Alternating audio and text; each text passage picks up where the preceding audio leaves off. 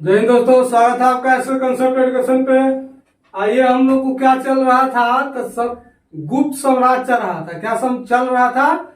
गुप्त साम्राज्य। देखिए, गुप्त साम्राज्य जो चंद्रगुप्त द्वितीय के पहले का जो हम लोग को वीडियो है, चंद्रगुप्त द्वितीय का पहले का जो राजा हुआ वो सारा का वीडियो अपलोड हो चुका है। उसको देखिए, इसके पहले का वीडियो देखिए और देखिए इसके पहले का वीडियो तो जरूर देखिए, क्योंकि चंद्रगुप्त द्वितीय से जुड़ा हुआ वहां कुछ मुद्दा उस वीडियो में है, उसको देखिए। उसके बाद चंद्रगुप्त द्वितीय से बचा हुआ कुछ भाग था उसको यहाँ ले लिए हैं, तो इसके पहले का वीडियो जरूर देखिए। उसके बाद फिर इस पे आइएगा तो चंद्रगुप्त द्वितीय को सारा जो जानकारी प्राप्त होगा। तो रिक्वेस्ट है कि पहले उस वीडियो को देखिए, इसके पहले का जो वीडियो है इसको देखिए, उसके बाद इस वीडियो पे आइए। तो देखिए, चंद्रगुप्त द्वितीय का कुछ जो भाग बच गया था, आज हम लोग उसको पर चर्चा करेंगे। देखिए, चंद्रगुप्त द्वितीय क्या होता है कि राजधानी को उज्जैन लेकर चल जाता है। कहा?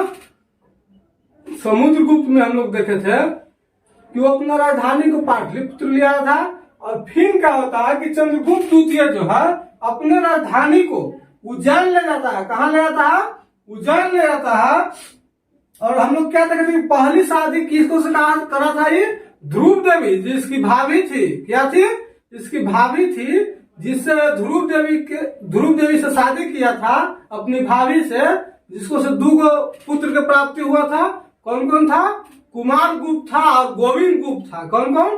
कुमार गुप्त और गोविंद गुप्त। और फिर क्या करता है कि दूसरा शादी करता है। क्या? दूसरा शादी करता है किससे? कुबेर नाग से। किससे?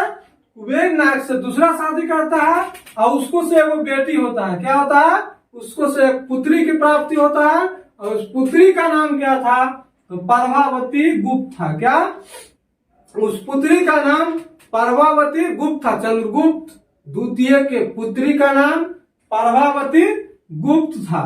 और उसका शादी जो है, परभावती गुप्त का शादी वकाटक के नरेश जो थे, वकाटक वंश हम लोग पढ़ेंगे, तो वकाटक के नरेश जो थे तो उसको रुद्रसेन से अपनी पुत्री की शादी करते हैं। किसको? ये परभावती गुप्त की शादी रुद्रसेन से करते हैं, यानी अपनी बेटी की शादी रुद्रसेन से करते हैं। कौन? चंद्रगुप्त द्वितीय। भारत में सबसे पहले क्या है कि चंद्रगुप्त द्वितीय जो है भारत में सबसे पहले रजत के सिक्के, यानी क्या? रजत के सिक्के यानी चांदी के सिक्के जारी किए थे। रजत के सिक्के जारी किए थे। रजत को चांदी कहते हैं। क्या? चांदी कहते हैं। और रजत के सिक्के जारी करने वाले क्या? रजत के सिक्के जारी करने वाले ये पहले शासक थे। क्या थे? पहले गुप्त शासक थे जो रजत के सिक्के को जारी किए थे, चांदी के सिक्के को जारी किए थे। अरे दिल्ली में चंद्रगुप्त द्वितीय जो है वो दिल्ली के जो मेहरौली जगह है वहां पे लौह स्तंभ का निर्माण करवाए। किसको? चंद्रगुप्त द्वितीय जो है वो क्या किए कि दिल्ली के जो मेहरौली जगह है, खास जगह मेहरौली, वहां पे लौह स्तंभ का निर्माण करवाए। और वो लौह स्तंभ कैसा था? तो जंगरोधी था। कैसा? जंगरोधी था। जंगरोधी काहे होता है? क्यों होता है जंगरोधी? तो जंगरोधी उसको में कार्बन की मात्रा, क्या? कार्बन की मात्रा अधिक कर देने पर वो जंगरोधी हो जाता है। क्या? जंगरोधी हो जाता है। तो जो लौह स्तंभ था, जो लोहा का स्तंभ था, वो क्या था कि जंगरोधी था। क्या था? जंगरोधी।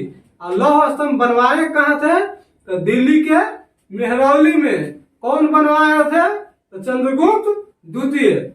चलिए आगे। इसके दरबार में 9 रत्न रहते थे। क्या? चंद्रगुप्त द्वितीय के दरबार में 9 रत्न रहते थे और 9 एकदम विख्यात है। क्या? 9 विख्यात है, एकदम प्रसिद्ध 9 रत्न है। वो कौन कौन है? तो कालिदास विख्यात, सबसे विख्यात कालिदास। क्या? कालिदास। अमर सिंह। कौन? अमर सिंह। धन्वंतरी। कौन? धन्वंतरी, जिसको चिकित्सा शास्त्र में।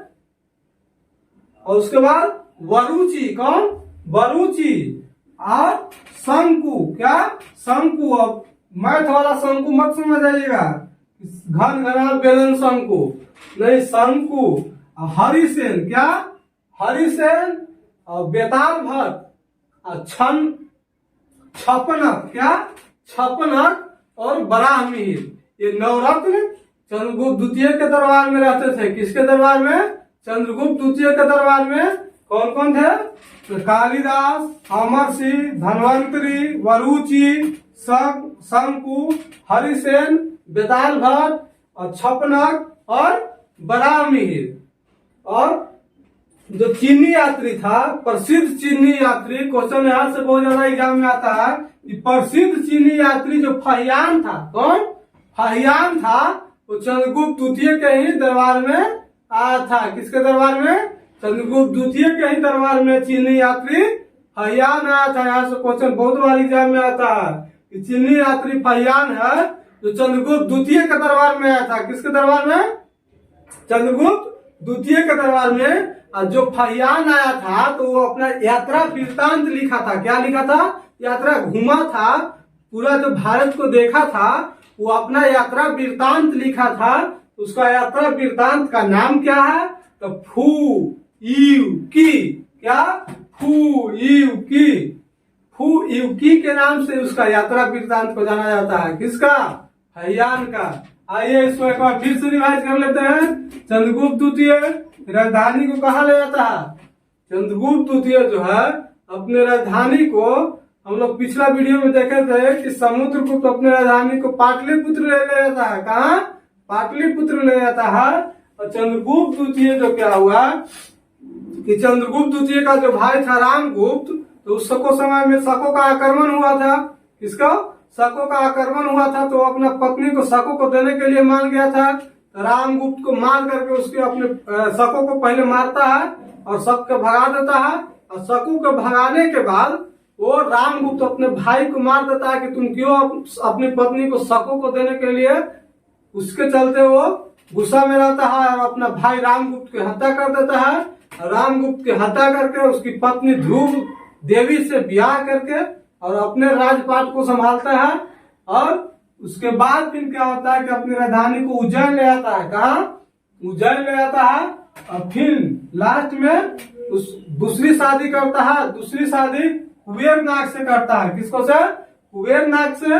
और उसको से एगो बेटी यानी एक पुत्री की प्राप्ति होता है। वो पुत्री का नाम प्रभावती गुप्त था। क्या? प्रभावती गुप्त था। और उसका प्रभावती गुप्त की शादी वकाकट के नरेश रुद्रसेन से करता है। किसको से? वकाटक के नरेश रुद्रसेन के अपनी बेटी के शादी करता है। भारत में अगर सबसे पहले पूछेगा, क्या भारत में सबसे पहले रजत का सिक्का यानी चांदी का सिक्का चलवाया था? कौन? चंद्रगुप्त द्वितीय। उसके बाद में दिल्ली में के मेहरौली जो जगह है, दिल्ली के मेहरौली में अपना लौह स्तंभ का निर्माण करवाया था। और जो लौह स्तंभ है वो जंग रोधी है। कैसा है? जंग रोधी। जंग रोधी कैसे होता है? तो जंग रोधी जो है वो कार्बन की मात्रा उसको में अधिक कर देने पर कोई भी वस्तु जंग रोधी होता है। कोई भी लौह जंग रोधी हो जाता है। कार्बन की मात्रा अधिक कर देने से जंग रोधी हो जाता है। उसके बाद क्या है कि चंद्रगुप्त द्वितीय थे, इन्हीं के दरबार में 9 रत्न रहते थे। क्या? 9 रत्न रहते थे। जैसे कौन कौन? कालिदास, अमरसिंह, धन्वंतरी, वरुचि, शंकु, हरिसेन, बेताल भट्ट, छपनक और बराहमिहिर। उसके बाद क्या होता है कि जो फाहियान था, चीनी यात्री फाहियान था, वो चंद्रगुप्त द्वितीय के ही दरबार में आता है और अपनी यात्रा वृत्तांत लिखता है। जो भारत में घूमता है, जो चीज देखता है, उसको एक डायरी में नोट किया जाता है। और उसको यात्रा वृत्तांत को, उस डायरी का नाम क्या था? उसका यात्रा वृत्तांत का नाम क्या था? एक पुस्तक था, वो क्या था? फू यू की नाम से उस पुस्तक था जिसको में वो अपना यात्रा वृत्तांत लिखता था। उसके बाद क्या होता है कि जो कुमार गुप्त था, जो पहली बीवी थी, जो पहली पत्नी थी चंद्रगुप्त द्वितीय का, वो कौन थी? ध्रुव देवी थी। तो ध्रुव देवी से क्या होता है कि 2 पुत्र की प्राप्ति होता है, कुमार गुप्त और गोविंद गुप्त। कौन कौन? कुमार गुप्त और गोविंद गुप्त। तो वही कुमार गुप्त अब अगला शासक बनता है, यानी चंद्रगुप्त द्वितीय का उत्तराधिकारी बनता है। तो अब आइए कुमार गुप्त के बारे में चर्चा करते हैं। क्या कुमार गुप्त के बारे में चर्चा करते हैं। कुमार गुप्त का शासनकाल 415 से 455 ईस्वी। कब तक? 415 से 455 ईस्वी तक कुमार गुप्त का शासन रहता है। और इसका प्रमुख उपाधि कौन कौन था? तो महेंद्र था और महेंद्र द्वित था। क्या? महेंद्र। अगर पूछेगा, पूछता तो नहीं है, बहुत कम पूछता है एग्जाम में, कि कुमार गुप्त का प्रमुख उपाधि कौन था? तो महेंद्र और महेंद्रादित्य। क्या? महेंद्र और महेंद्रादित्य। शासनकाल 415 से 455 ईस्वी। उसके बाद देखिए, इसको विख्यात क्वेश्चन क्या है कि कुमार गुप्त जो है नालंदा में, कहा? नालंदा में, जो नालंदा विश्वविद्यालय है उसका स्थापना कुमार गुप्त किया था। और क्वेश्चन यही एग्जाम में आता है कि कुमार गुप्त जो है, जो नालंदा का जो विश्वविद्यालय था उसका स्थापना किया था। और कब कब किया था? तो देखिए 415 ईस्वी में नालंदा विश्वविद्यालय का स्थापना करता है, जिसको में हिंदू, बौद्ध, जैन ये सब धर्म की शिक्षा दिया जाता था। उसको में क्या? धर्म की, सब लोगों को धर्म का शिक्षा था वहाँ। और अगर पूछ दिया कि मुस्लिम धर्म, तो मुस्लिम समुदाय के यहाँ शिक्षा नहीं था नालंदा विश्वविद्यालय में। क्या? नहीं था। उसके बाद क्या था कि नालंदा विश्वविद्यालय को जो है 1193 ईस्वी के आसपास, क्या 1193 ईस्वी के आसपास जो है बख्तियार खिलजी है वो नालंदा विश्वविद्यालय को नष्ट कर देता है, ध्वस्त कर देता है, आग लगा देता है। जो बहुत दिन तक आग जलता हुआ रहा था, बहुत सारा किताब था और बहुत सारा ग्रंथ था, वो सारे में आग लगा देता है 1193 ईस्वी में बख्तियार खिलजी, जिससे नष्ट हो जाता है पूरा नालंदा विश्वविद्यालय का विनाश हो जाता है। तो इसका जानकारी कहाँ से मिलता है कि बख्तियार खिलजी उसको नष्ट किया था? तो तबकात ए नासरी, कैसे? तबकात ए नासरी से पता चलता है कि बख्तियार खिलजी ने ही नालंदा विश्वविद्यालय को ध्वस्त किया था, नष्ट किया था। नालंदा विश्वविद्यालय की स्थापना किसने किया था? तो कुमार गुप्त। कौन? कुमार गुप्त। कुमार गुप्त की मृत्यु 455 ईस्वी में होता है। कब? 455 ईस्वी में कुमार गुप्त की मृत्यु हो जाता है और उसका उत्तराधिकारी स्कंदगुप्त बनता है।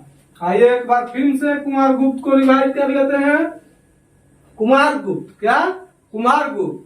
कुमार गुप्त कौन था? तो हम लोग देखे थे पीछे, क्या पीछे देखे थे कि ध्रुव देवी से 2 संतान की प्राप्ति होता है। पहला था कुमार गुप्त और दूसरा था गोविंद गुप्त। कौन?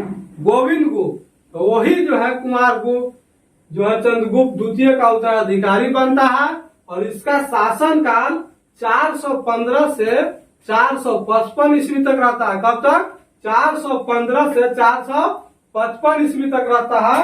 और इसका प्रमुख उपाधि पूछेगा तो महेंद्र या महेंद्र भी है और महेंद्रादित्य भी है। क्या? महेंद्रादित्य भी है।